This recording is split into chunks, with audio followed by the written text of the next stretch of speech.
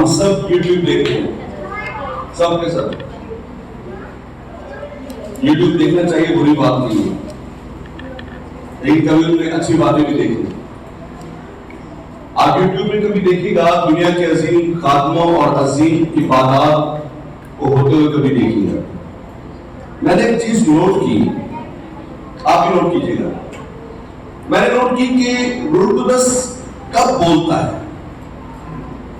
मैंने नोट किया कि मोजात कब होते हैं, और मैंने नोट किया कि किस वक्त खुदा का वो जुम्मश करता हुआ ना जमात में से गुजरता है, चाहे वो लाखों का मजमा हो। और आप जानते हैं मैंने इस बात को कब देखा, 90% तक, यानी कि सबसे ज्यादा जब लोग खुदा के हज़ूर में खड़े होते हैं।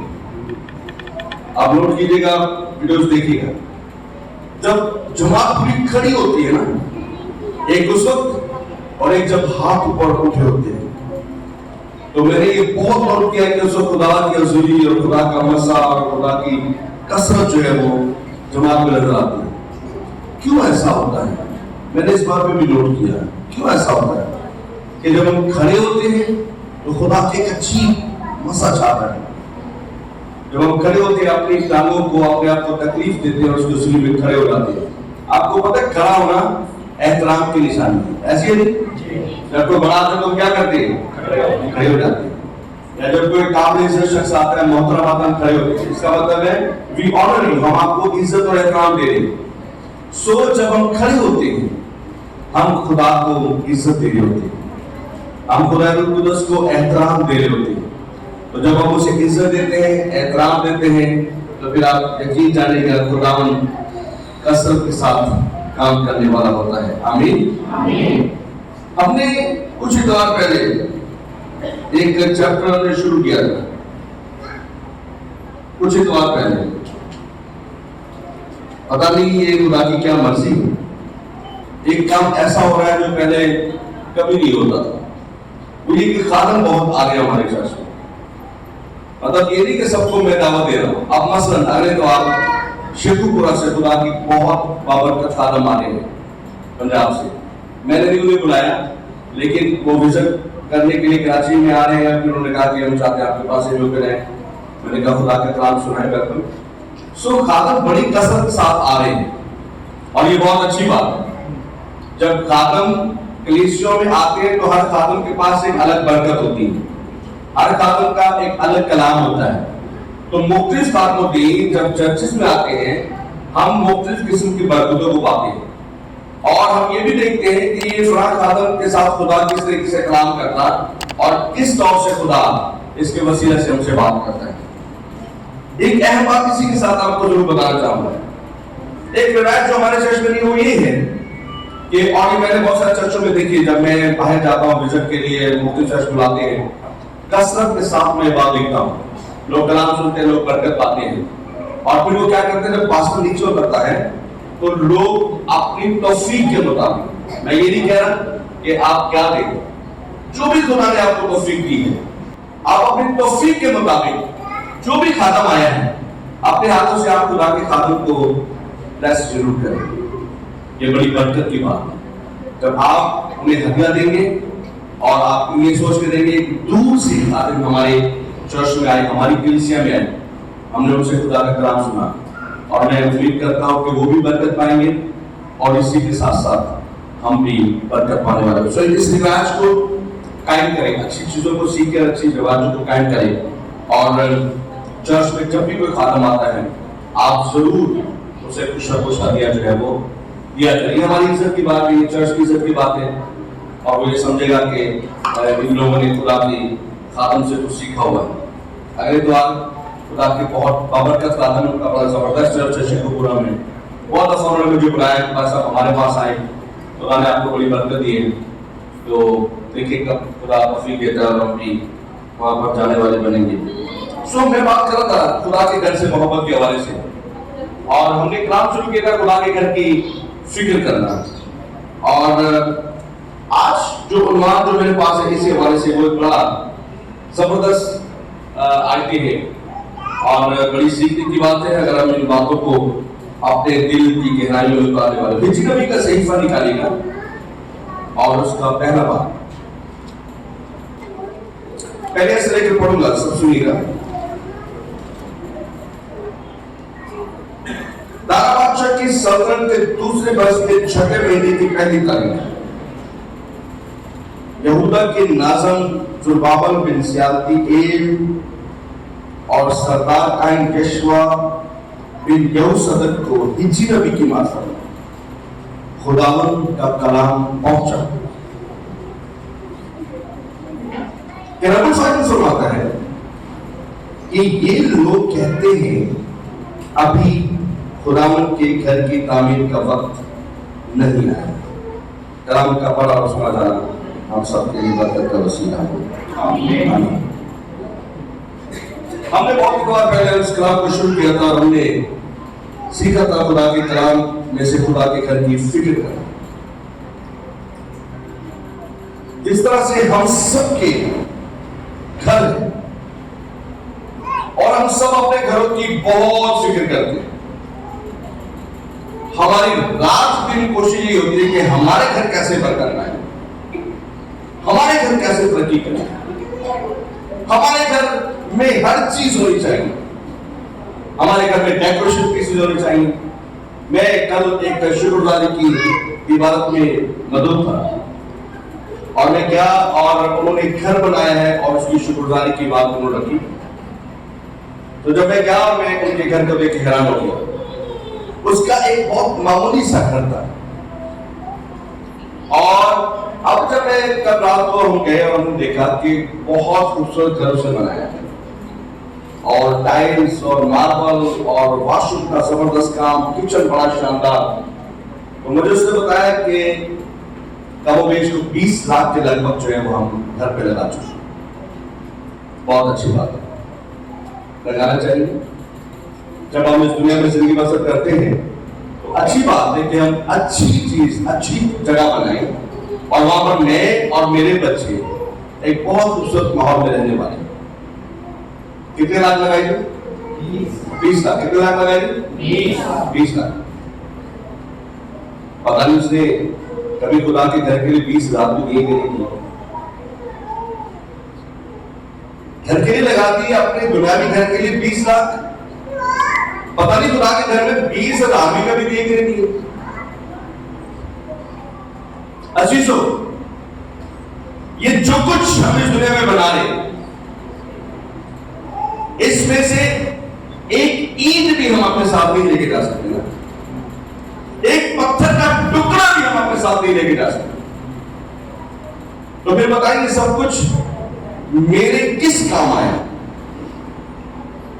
मेरी रूह की किस काम आया? हाँ, वो मेरे बच्चों, मेरे खानदान के काम तो आ गए, लेकिन मेरी रूह की किस काम आया? रूहानी तौर से मुझे उसका क्या फायदा? कोई फायदा नहीं। 1 करोड़ का घर भी बना लिया तो जब मैं इस दुनिया से जाऊंगा तो वही जो कमर का एक टुकड़ा होता है छोटा सा, हर एक इंसान को वही मिलेगा। जब कभी मैं देखता हूं और बड़े बड़े अमीर लोगों के जनाजों को देखता हूं, उनकी कब्रों को देखता हूं, तो मैं एक चीज सोचता हूं, मैं कहता हूं जमीन पर इनके करोड़ों की घर, मगर जब कब्र में लेटने के लिए इनको लेके जाया जा रहा है तो वही छोटा सा एक टुकड़ा जो हर एक को मिलता है। फिर अजीजों, उस मुकद्दस घर की फिक्र हम क्यों ना करें जिस घर की फिक्र करने से खुदा हमें बरकत देगा। हम अपने घर में करोड़ों रुपए का काम कर ले, कोई फायदा नहीं। लेकिन जब खुदा के घर का फिक्र करेंगे और कहेंगे खुदा के घर में क्या नहीं है, क्या देना चाहिए, या पाली साहब ये हदिया दे और खुदा के घर में जिस चीज की जरूरत है वो आप देने वाले। इस दिनों में गर्मी बहुत ज्यादा, मेरे दिल में बड़ी शिद्दत से ख्याल आ रही थी खुदावंद हमें बरकत दे और हम अपने चर्च में एसी लगाएं। फिर मैंने सोचा नहीं एसी नहीं लगाएंगे, मेरे जहन में एक और ख्वाब आया। मैंने कहा हम अपने चर्च में टावर एसी लगाएंगे। अगर दुनियावी सोच में सोचे तो टावर एसी उफ भाई साहब, नामुमकिन, कैसे दे सकते? कितने का? 2.5 लाख रुपए का। मैं मेरे पास बहुत मुश्किल। लेकिन अगर मैं ये सोचूं कि ये मेरा घर है जिसके लिए मैंने करना है, आप यकीन जानिए 2.5 लाख रुपए का एक टावर एसी अगर कलीसिया साथ दे, मैं 2 महीनों में ले सकता। सिर्फ 2 महीनों। एक टावर एसी 2.5 लाख का सिर्फ 2 महीनों में हम ले सकते। तो फिर कमी किस चीज की है? कमी इंसानी इरादे की है। हमारा इरादा नहीं कि हम खुदा के घर की फिक्र करें। हमारे पास वो इरादा नहीं है कि खुदा के घर को देना है। मैं खुदा के मसवा पे खड़ा हूं। मैंने एक बात सोची जब ये टावर एसी की बात हुई, मैंने कहा खुदावन तू मुझे इस लायक बना, मेरे खानदान को इस लायक बना कि तेरे घर में टावर एसी में जाती तौर से अपने पैसों से अपने खानदान की तरफ से लाता रहा। मेरे पैसे नहीं, मेरे भी पैसे उसी तरह जिस तरह आपके, मगर मेरी सोच, मेरा ख्याल खुदा के घर के लिए उतना ही बड़ा है जितना मेरी सोच, मेरा ख्याल अपने जाती घर के लिए है। बल्कि आप यकीन कीजिएगा, मैं खुदा के सुनी में खड़ा हूं, अपने घर से ज्यादा मैं खुदा के घर की फिक्र करता हूं कभी कभार, और मुझे ऐसे महसूस होता है मुझे खुदा के घर की अपने घर से ज्यादा एहसास और फिक्र। कभी ये सोचता रहता हूं, कभी वो सोचता रहता हूं। अजीजों, यहां पर हमने एक आयत पढ़ी, हम इस आयत पे गौर करें। खुदा के घर को जरूरत है और लोग क्या कर रहे हैं? लोग बहाने बना रहे। क्या कर रहे हैं जी? हर आवाज बोले, लोग क्या कर रहे हैं? बहाने बना रहे। क्या बहाना बन रहा है? अभी खुदा के घर की तामीर का वक्त है, ये बहाना है। इसी तरह से हम बहाने बनाते रहते हैं और हमारी जिंदगी गुजर जाती है। कभी कहते हैं महंगाई बहुत है, कभी कहते हैं आमदन नहीं है,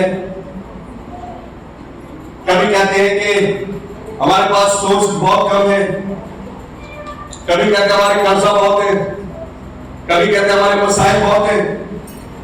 हमारी उम्र गुजर जाती है इन्हीं बहानों में जो उस वक्त बनी इसराइल बना रही थी, और वो कहते कभी खुदा के घर की तामीर का वक्त नहीं आया, अभी थोड़ा ठहर जाए। लेकिन मैं आपसे पूछना चाहता हूं, इन सारी बातों में हमारा दुनिया का कौन सा काम रुक जाता है? कभी कभी मैं लोगों से पूछता हूं, शादियों की बात होती है, गौर कीजिएगा, अरे भाई साहब शादी गवाही सुनो। अच्छा नहीं, क्या गवाही? बस अब मैं शादी रखी बच्चे नहीं, एक रुपया नहीं सीखो, बस मैं ईमान पे रख दी। सुनिएगा, मैं क्या खुदा मुहैया करेगा? भाई साहब 1 रुपया नहीं सीखो, मैं दिन रख ले, बस सिर्फ खुदा ने गलत की, पता नहीं कहीं जा रही है। अच्छा, काश तू कभी खुदा ने घर में भी ऐसे पर ही आता, काश तू कभी सुते नहीं जाते, काश तू कभी भाइयों, काश कभी खुदा ने घर में भी ऐसे पर ही आता।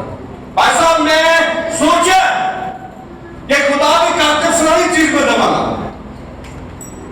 भावे मेरे को टका भी नहीं और मैं इरादा बनाया। जो असी टका ना होने बावजूद इरादा बना के 5 लाख का ब्याह कर सकते हैं, ऐसी थोड़ा सा पैसा खुदा ने घर भी दे सकते। उस रूप से मैंने ये बात सुनी, वो कह रहे भाई साहब घर बनाना शुरू किया हमने, इरादा था मैंने घर बनाना है, बस अब थोड़ी सी रकम थी। मैंने कहा खुदा भैया, अच्छा खुदा उसी लाजमी बेच लिया, खुदा साडे विच लाजमी होंदा, पर किहड़े कमां लई? किहड़े कमां लई? अपने साडे अपने कमां। खुदा दे कमां लई कदे आने खुदा नूं नहीं पुकारे। अरे भाई खुदा के कामों के लिए भी तू खुदा को पुकार। ये मेरी जिंदगी की गवाही और कसम है।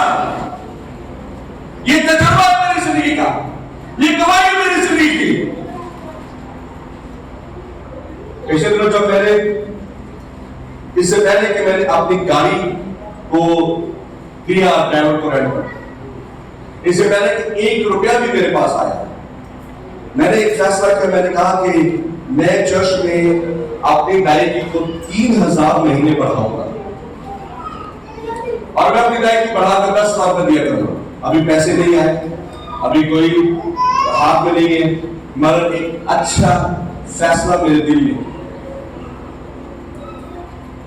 और जब आप नेक इरादे के साथ नेक फैसला करते हैं, खुदा उसको बरकत देता है। मैंने फैसला किया और उसके बाद ये काम शुरू हुआ। और खुदा का शुक्र, पिछले 2 महीनों से मैं अपने चर्च को, खुदा के घर को 10,000 महीना सपोर्ट करने के लायक हूं। इरादा, अगर आपका इरादा है कि आपने खुदा के घर की फिक्र करनी है, तो यकीन जानिए खुदा आपके लिए मुहैया करेगा। अगर खुदा आपके दुनिया के कामों के लिए मुहैया कर सकता है, तो खुदा अपने काम के लिए भी आपको मुहैया कर सकता है। ये लोग बहाने बना रहे हैं, क्या बड़े मसाइल हैं, अभी हमारे पास कुछ भी नहीं है। क्रिसमस पे, ईस्टर पे हम कहते हैं कि जी सिर्फ 1,000 रुपये फी खानदान पे वो चर्च को सपोर्ट करें, और कितने % जमा होते हैं, तो साहब बैठे हुए वो इसको लीड करते हैं, हमारे बुजुर्ग हैं और हम उन्हें खिदमत देते हैं। ये है हमारे डीकन साहिबान है, हमारे बुजुर्ग, ये भी आप थोड़ा विजिट करें। तो अगर हमारे 100 खानदान हैं, तो 100 में से मुश्किल से 20 खानदानों का हम याद, बाकी खानदान लाख यही कहते हैं नहीं हमारे पास नहीं है, सॉरी, बड़ी परेशानी, बड़ी मुश्किल। और मैं आपको बताऊं, ये मैं किसी को क्रिटिसाइज नहीं करा, खुदा आपको बरकत दे, लेकिन सीखने की बात ये अच्छे से अच्छी चीज हमारे घर पे होती है, वो सब के सब आपको रानी बाग में भी नजर आएंगे, वो सब के सब आपको पिकनिक में जाते भी नजर आएंगे, वो सब के सब आपको वाटर पार्कों में भी छलांग लगाते नजर आएंगे, वो सब के सब आपको हजारों की शॉपिंग करते भी बाजारों में नजर आएंगे, मगर चर्च ने 1000 के लिए साढ़े को पैसे नहीं। मेरा की मतलब है, मेरा मतलब इरादा ही नहीं, मेरा मतलब सच इरादा ही नहीं, एडी के पैसे नहीं है। हमारे पास सब चीजों के लिए होते हैं, नहीं होते तो खुदा के घर के लिए नहीं। अगर बहुत साल पहले एज ए पास्टर होने के सिलसिले हजार को महीने करना होता, मैं अपना हिस्सा नहीं डालता। फिर कुछ साल पहले मेरे दिल में ख्याल आया कि नहीं यार, मैं भी अपनी खानदान की तरफ से भी हिस्सा डाला, तो मैंने भी डालना शुरू कर दिया। हालांकि एज ए पास्टर शायद पासपात नहीं करते ऐसे, और पता नहीं क्यों मैंने ये बात सीखी, मैं खुदा को देने के बहाने ढूंढता, मैं सोचता खुदा को कैसे और किस तरह से दिया जाए। तो मैं करोड़पति नहीं हूं, मगर मेरा दिल खुदा के लिए बहुत हालेलुया। जिस तरह से हम अपने खानदान के लिए बड़े दिल रखते हैं और बड़े मंसूबे रखते हैं, आई मैं आपको एक शख्स के बारे में बताना चाहता हूं जिसका दिल खुदा के लिए बहुत बड़ा था, और फिर मैं आपको बताना चाहता हूं कि खुदा ने कैसे उसको ब्लेस किया। पैदाइश 28 पाप और उसकी 10 और 11 की जल्दी से पढ़ी। और याकूब बेरसबा से निकलकर हारान की तरफ चला। जी, याकूब बेरसबा से निकलकर हारान की तरफ चला और एक जगह पहुंचकर सारी रात वहीं रहा। एक जगह पहुंच गया जहां पर उसे क्या हो गई थी जी? रात। क्योंकि सूरज क्या हो गई थी? रात हो गई थी। और फिर क्या हुआ? वहीं रहा क्योंकि सूरज डूब गया था। सूरज डूब गया था भाई। और उसने उस जगह के पत्थरों में से एक उठाकर अपने सरहाने धर लिया और उसी जगह सोने को लेट गया। जी, उसने क्या किया? कि क्या आपने सराहने क्या रखा जी? रेशमी तकिया रखा आपने सराहने? क्यों जी? रेशमी तकिया रखा? क्या रखा उसने? पत्थर क्यों रखा? सोने के लिए। जी सब लोग सोचे पत्थर क्यों रखा? क्योंकि उसके पास तकिया, वो अपने बाप के घर से भागा है, और जब वो बाप के घर से भागा उसके पास कुछ भी नहीं है। एक जोड़ा है जो उसने पहना है और एक लाठी है जो उसके पास है। इसके अलावा उसके पास कुछ भी नहीं है। कौन कीजिए कलाम? उसके पास क्या है जी? एक लाठी और एक औजार नहीं है, ज़हन कहीं और है, इसलिए मैं काम ना समझता। उसके पास क्या है? सर एक सूट उसने पहना था और एक लाठी। मैं किसी की उंगली करके पूछूं तो ज्यादा चलेगा ना, आगे फिर सबको डर होगा कि पास से सारे करोड़ पूछूं। मैंने कहा उसने एक सूट पहना है वो उसके पास है, और एक लाठी जो उसके हाथ में है। क्या है उसके पास जी? एक सूट और एक लाठी। यस, ऐसे एक सूट जो उसने पहना है, एक लाठी। उसके पास सरहाने रखने के लिए, सोने के लिए पत्थर है। अचानक खुदा उससे बातें करने लगी, खुदा उससे बातें करने लगी। देखा एक सीढ़ी आसमान पे जा रही है, फरिश्ते ऊपर चढ़ रहे, खुदा ऊपर खड़ा, खुदा कह रहा है याकूब ये जिस जगह पर तू लेटा है ये सारी जगह में तुझे और तेरी औलाद है। एक वादा है जो खुदा ने उसे कर दिया। ये खुदा वादे सबसे करता है, मुझसे भी करता है, आपसे भी करता है। खुदा हम सबसे वादे करता है, मैं तुझे बरकत दूंगा, तेरी नस्ल को, तेरे खानदान को, तेरे घराने को, तेरे घर को बरकत दूंगा। खुदा ने ये वादा इससे भी कर लिया। और इसके पास क्या है?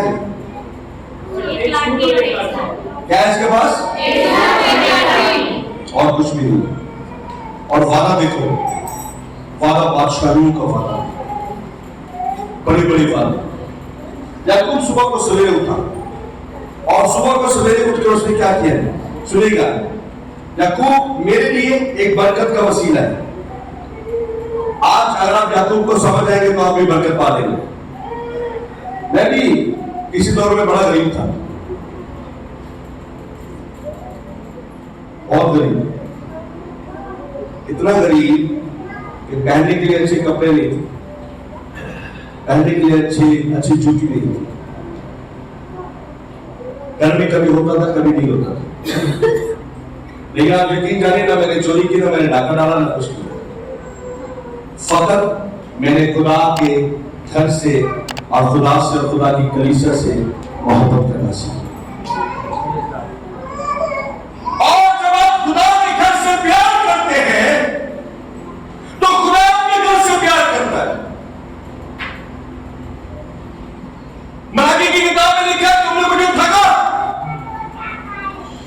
इसलिए कि तुमने मेरे घर की फिक्र नहीं की, पूरी तरह की जखीरा करने में लाओ ताकि मेरे घर में क्या होगी? कह रहे मेरे घर में खुराक ही नहीं, मेरे घर का एहसास ही नहीं तुम्हें। अपने लिए तुम कहते हो 1 लाख महीने की कमाई तो भी थोड़ा है, और मेरे घर में थोड़ा सा देने के लिए नहीं। कैसे हम कर पाएंगे? कभी आप लोगों को देखिए जो पूरी दुनिया को डोनेशन दे रहे हैं, आप उनको कभी देखिए। मैं जब कोरिया में गया और हमें एक फिल्म दिखाई गई कोरिया की दास्तान,